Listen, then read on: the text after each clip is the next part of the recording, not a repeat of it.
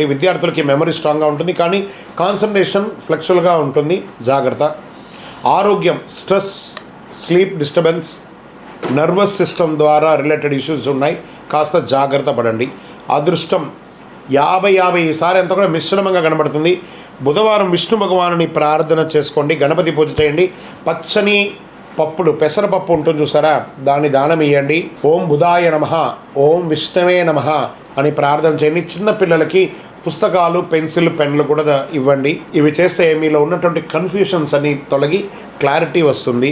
ఈ వారం మీరు 2 మార్గాలు కనిపిస్తాయి. ఒకటి క్విక్ డిసిషన్, మరొకటి కరెక్ట్ డిసిషన్. ఈ వారం మీ లైఫ్లో టర్నింగ్ పాయింట్ అవుతుంది. మీ బలం, మీ మైండ్, అదే మీ బలహీనత కూడా. జాగ్రత్త.